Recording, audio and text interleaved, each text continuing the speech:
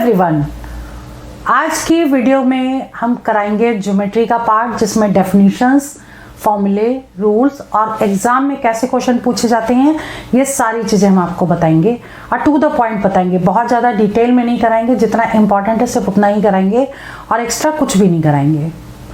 ये video important है उन लोगों के लिए जो लोग गवर्नमेंट एंट्रेंस एग्जाम की तैयारी कर रहे हैं, लाइक एसएससी हो गया, एसएससी में भी सीजीएल, सीपीओ, सीएचएसएल, तो जो लोग एग्ज़ाम दे रहे हैं उनके लिए ये वीडियो बहुत ही इंपॉर्टेंट है। मैं अंजलि शर्मा, चलिए आपको टिप्स और ट्रिक्स के साथ क्लास आपकी स्टार्ट करने जा रही हूँ। तो चलिए वीडियो स्टार्ट करते हैं। इसमें देखिए मैंने यहाँ लिखा है पार्ट 1 है ये। पार्ट 2 में और भी क्वेश्चंस होंगे। पार्ट 1 में आपकी डेफिनेशंस होंगी, फॉर्मूले होंगे, रूल्स होंगे, क्वेश्चन जो एग्जाम में पूछे जा रहे हैं वो सारी चीज़ें हम इस वीडियो में डिस्कस करने वाले हैं। तो इसमें देख लीजिए, जैसे कि सबसे पहले आपको पता होना चाहिए कि लाइन क्या है। लाइन के भी बहुत ज़्यादा डेफिनेशंस नहीं, मतलब मैंने कहा कि केवल टू द पॉइंट। तो लाइन क्या होती है ये समझ लीजिए, जैसे कि जिसके 2 फिक्स पॉइंट हों, ये आपकी लाइन हो गई, ठीक है। रे क्या होता है, एक फिक्स पॉइंट हो और आगे तक चली जाए, इसको कहते हैं रे। रे मतलब किरण, ये हो गई रेखा।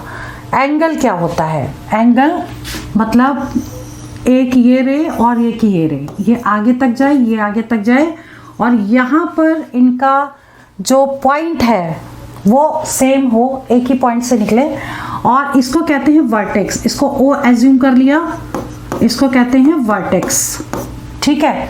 तो ये हो गया आपका एंगल, मतलब एक रे ये है, दूसरी रे ये है, तो हम अगर इसको ए बी मान लें तो कितना हो गया एंगल। और लिखेंगे कैसे इसको, एंगल ए ओ बी ऐसे लिखेंगे, ठीक है। इस तरीके से इसको लिखेंगे। अब मान लीजिए एक ऐसे और ऐसे, ये एक रे है, वर्टेक्स एक है, ये मान लो ए है, ये मान लीजिए बी है, ये मान लीजिए सी है, ठीक है। तो ये आपका एंगल ये भी बन गया। और इसमें देखिए ये बन जाएंगे एडजेसेंट एंगल, मतलब ओ बी जो है दोनों में सेम है, तो ये एंगल और ये एंगल ये एडजेसेंट एंगल होंगे। तो इसे हम कैसे लिखेंगे, ए ओ बी और दूसरा बी ओ सी, ये क्या हो जाएंगे adjacent, A D J and T, adjacent angle, ठीक है। यानी ये वाले जो एंगल जो टच करते जा रहे हैं इसको एडजेसेंट एंगल कहेंगे। अब बात करते हैं कि एक्यूट एंगल क्या होता है। एंगल के बारे में अब हम बात करते हैं। तो एक्यूट एंगल क्या होगा, ऑब्ट्यूस एंगल क्या होगा, राइट एंगल क्या होगा, ये सारी चीज़ें एक्सप्लेन करेंगे।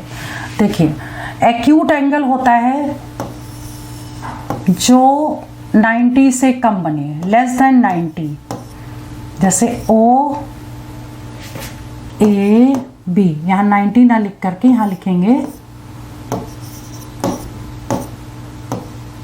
Angle A O B less than 90। जो 90 से कम होगा उसको एक्यूट एंगल यानी न्यून कोण कहते हैं। हिंदी में क्या कहते हैं इसको, न्यून कोण, ठीक है। ऑब्ट्यूस एंगल क्या होगा, जो ग्रेटर देन 90 हो, ऐसा ए ओ बी, ठीक। तो जो ग्रेटर देन 90 हो उसे क्या कहेंगे, ऑब्ट्यूस एंगल, मतलब अधिक कोण, ठीक है।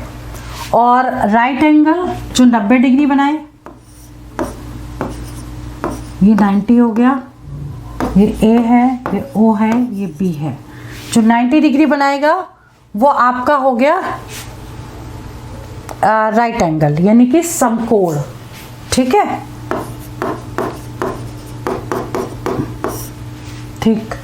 एडजेसेंट एंगल हम आपको पीछे बता ही चुके हैं कि ये सब एडजेसेंट है, ओ ए बी सी, ठीक है। तो ये एंगल इसका एडजेसेंट है क्योंकि ये ओ बी जो है दोनों में कॉमन है, ठीक है, तो क्या होगा adjacent, AOB and BOC, angle BOC और AOB दोनों एडजेसेंट एंगल होंगे।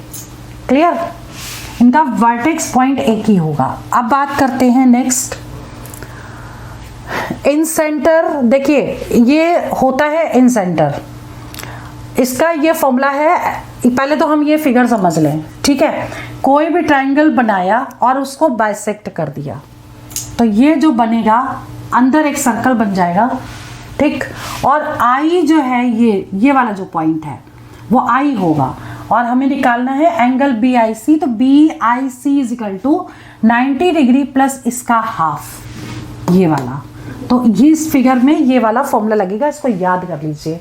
ये वो फॉर्मूले हैं जो एग्जाम में डायरेक्ट लगते हैं, इनको आपको एज इट इज लर्न करना पड़ेगा, ठीक है। अगला है लंब केंद्र। लंब केंद्र मतलब ऑर्थो सेंटर। एक ट्रायंगल बनाया और A से 90 डिग्री, B से 90 डिग्री और C से 90 डिग्री बनेगा। जहां पे टच करेंगे उसको O से डिनोट करेंगे और ये ऑर्थो सेंटर हो जाएगा, ठीक है। अब 90 डिग्री ये पड़ता कैसे, ये समझ लीजिए। जैसे मान लीजिए कि एक कोई लाइन है, ठीक, और हमें इस पॉइंट से इस पर 90 डिग्री बनाना है। तो हम क्या करेंगे, यहाँ पर आर्क लेंगे और आर्क लेके एक ऐसा कट करेंगे, ठीक है। फिर इन दोनों पॉइंट से यहाँ कट करेंगे और इन दोनों को मिला देंगे। तो इस पॉइंट से इस लाइन पर ये 90 डिग्री बन गया, ठीक है। ऐसे ही बनाएंगे और जो पॉइंट यहाँ पे कट करेंगे वो ऑर्थो सेंटर हो गया। तो angle BOC is equal to, यानी BOC इज इक्वल टू कितना होगा, 180 degree minus angle A, minus ये कर देंगे, ठीक है। अब सर्कम सेंटर की बात करें। सर्कम सेंटर क्या होता है, ट्रायंगल के बाहर जो बनेगा, मतलब वर्टेक्स को टच करेगा, तीनों पॉइंट को टच करता जाएगा, उसको कहते हैं सर्कम सर्कल। और इसका जो सेंटर है इसको कहेंगे सर्कम सेंटर, O से डिनोट किया है। तो इसका formula BOC is equal to इसके होता है, ठीक है। जो सेंटर पे जो एंगल बनेगा वो आर्क पे बने एंगल का डबल होगा। तो ये इज इक्वल टू इसका डबल ये हो गया, ठीक है। तो ऐसे ही अगर हम निकाल लें कि मान लो कोई, ऐसे हम समझा दें आपको कि जैसे एक को दिया है सर्कल, ये आपको दे दिया है 120 डिग्री, ये आपको निकालना है। तो इस फॉर्मूले से निकाल सकते हैं। तो इसका आधा 60 डिग्री, 120 का हाफ कितना हो गया, 60। तो इस तरीके से क्वेश्चन आएंगे तो निकाल सकते हैं। आप देखिए ये क्या है, देखिए ये वाला जो फिगर है मतलब एक सर्कल है और ये एक सीकेंट लाइन है। सीकेंट लाइन मतलब जो इसको आगे कट करे और सीधा आगे प्रोड्यूस कर दे, इस सीकेंट लाइन यानी छेदक रेखा कहते हैं इसको, ठीक है। ऐसे ये वाला इसको आगे प्रोड्यूस कर दें तो एक पॉइंट P पे अगर मिलता है तो फॉर्मूला हो जाता है PA इंटू PB, यहाँ से यहाँ तक PA into PB is equal to PC into PD, ये फॉर्मूला होता है। और मोस्टली क्वेश्चन आते हैं तो ये फॉर्मूला डायरेक्ट लग जाता है, ठीक है। आगे बात करते हैं, if AD is angle bisector of angle A। तो अगर कोई ट्रायंगल है और ये इसको बाइसेक्ट करता है, अगर ये 2 थीटा है तो थीटा थीटा में होता है, तो ये सिंपल, अगर ये डिस्टेंस A है ये B है तो हम AD इज इक्वल टू ये निकाल सकते हैं। मतलब ये वाली जो लेंथ है उसको निकालने का ये फॉर्मूला है, तो इससे हम निकाल सकते हैं, ठीक है। क्लियर, मतलब फॉर्मूले में डायरेक्ट पुट कर देंगे और आंसर आ जाएगा।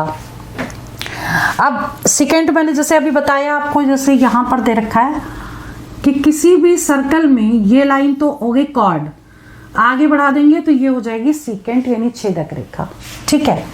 सर्कल में ही अगर ये तो रेडियस है और ये डबल हो गई तो क्या हो गया डायमीटर, तो D is equal to 2R होता है, मतलब R प्लस R, ठीक है।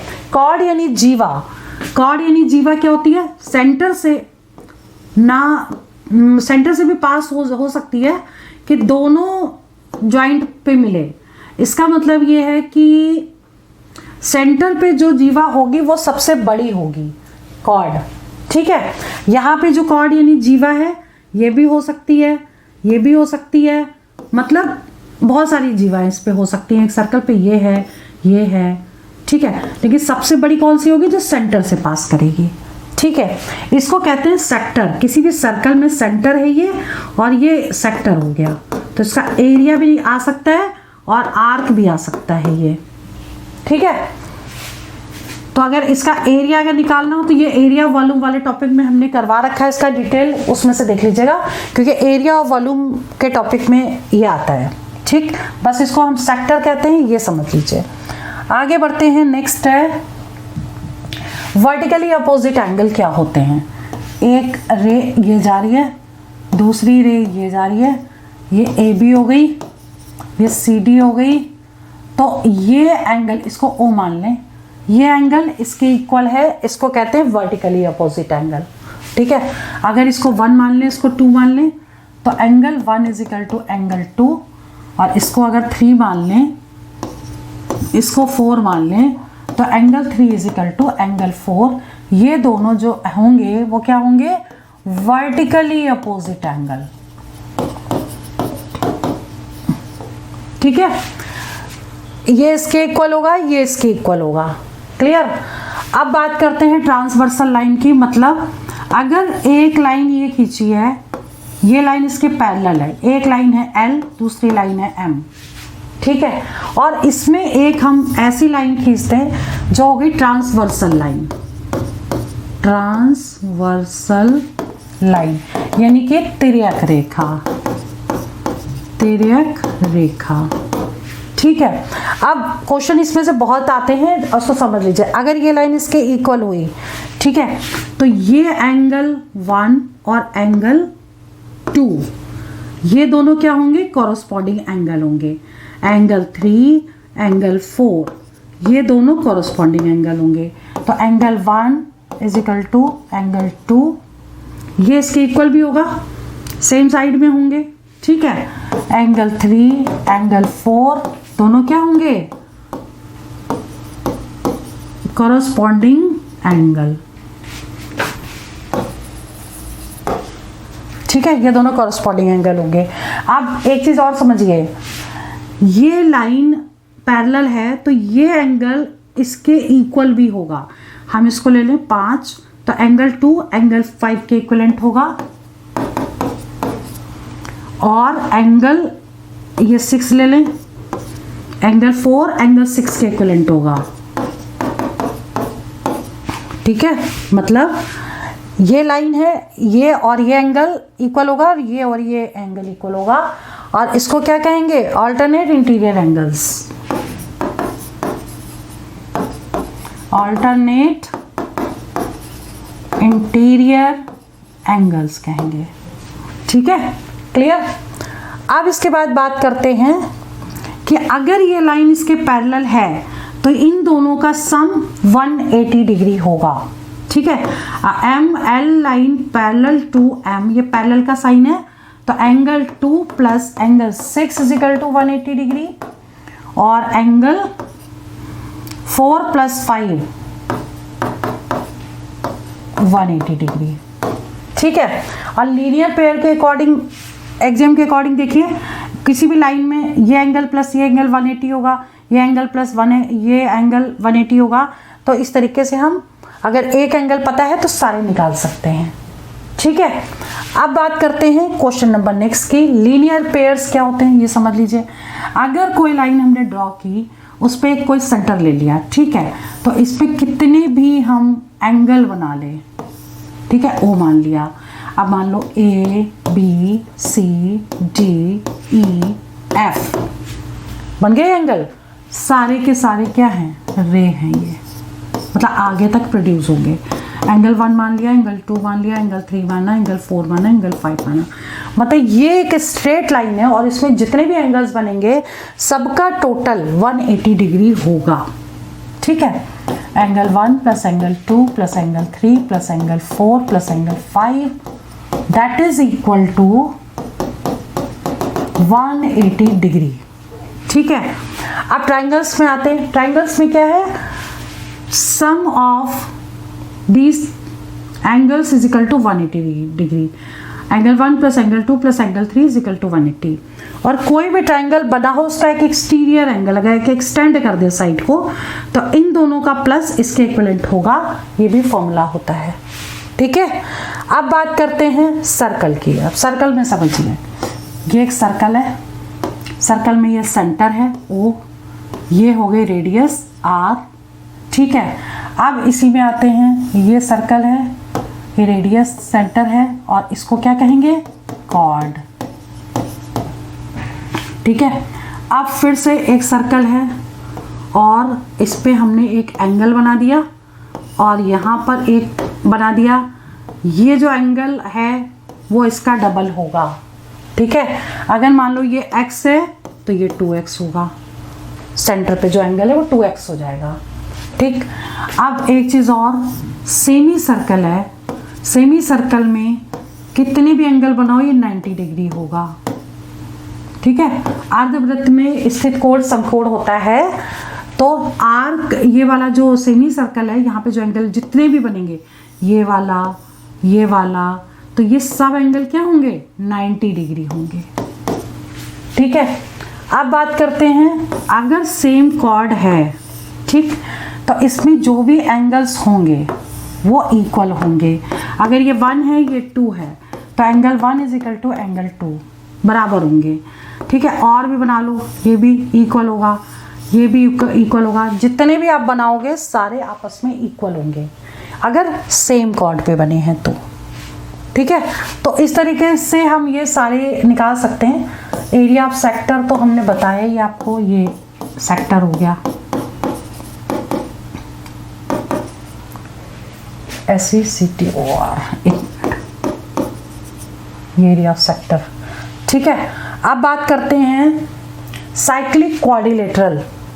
साइक्लिक क्वाड्रिलेटरल क्या होता है, सर्कल के अंदर का क्वाड्रिलेटरल। ठीक है, अब मान लो हमने इसमें ABCD लिखा तो अपोजिट जो एंगल्स हैं इनका सम 180 डिग्री होता है साइक्लिक क्वाड्रिलेटरल में। ठीक है, तो angle A plus angle C 180 degree, this plus this, और angle B plus angle D 180 degree, ये साइक्लिक क्वाड्रिलेटरल होते हैं। ठीक है, नेक्स्ट है, वेरी इंपॉर्टेंट है, कोई भी सर्कल हो अगर इसमें से एक लाइन खींची जाए, टेंजेंट खींची जाए और वो P पॉइंट पे कट करें, ठीक है, तो ये साइड इस साइड के इक्वल होती है। और टेंजेंट क्या होता है, सर्कल पे यहाँ से 90 डिग्री का ये बने तो ये इसको टेंजेंट कहते हैं। अब एरो कॉन्सेप्ट और समझ लीजिए, एरो कॉन्सेप्ट से रिलेटेड क्वेश्चन आते हैं।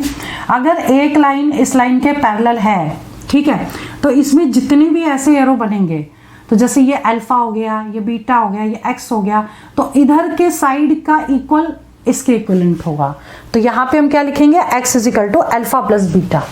क्लियर, ऐसी मान लो यहाँ पर एक था, ऐसी इस तरह से फिगर बनाओ तो लेफ्ट साइड का जितना भी होगा total is equal to right side के टोटल के।